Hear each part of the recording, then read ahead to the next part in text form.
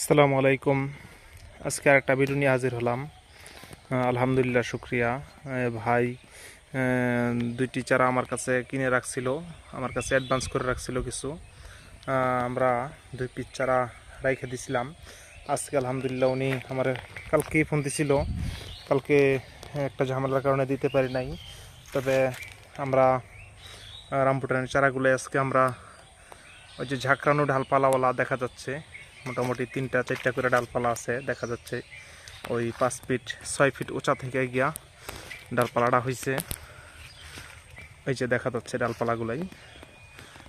শীতকালের জন্য হয়তো বা একটু ডিসকালার দেখা যাচ্ছে, তবে ইনশাল্লাহ বৃষ্টি বদল শুরু হয়ে গেলে ইনশাল্লাহ পাতা টাতা খুব সুন্দর হবে। এটা হচ্ছে আমাদের যে পাহাড়ি অঞ্চলের আমাদের অঞ্চলের যে রামবুটানটা, এটার জন্মস্থান হচ্ছে মালয়েশিয়া থেকে সর্বপ্রথম আসছিল আমাদের বাংলাদেশে।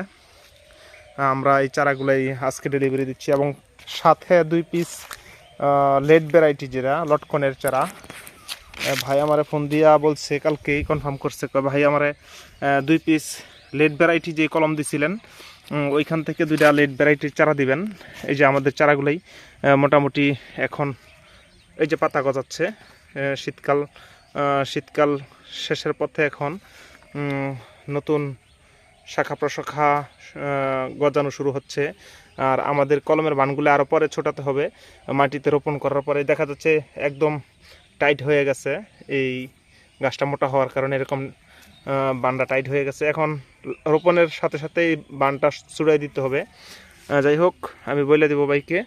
এবং আমাদের এইগুলো সব আলগা প্যাকেটের 2 পিস রামবুটান। এরকম ধরনের ঝাঁকড়ানো যদি কোনো ভাইয়েরা চারা নিতে চান তাহলে অবশ্যই যোগাযোগ করতে পারেন। আমরা সুন্দরবন কুরিয়ার সার্ভিস আছে এবং এজিআর কুরিয়ার সার্ভিস আছে, আমাদের এখানে শাখা আছে।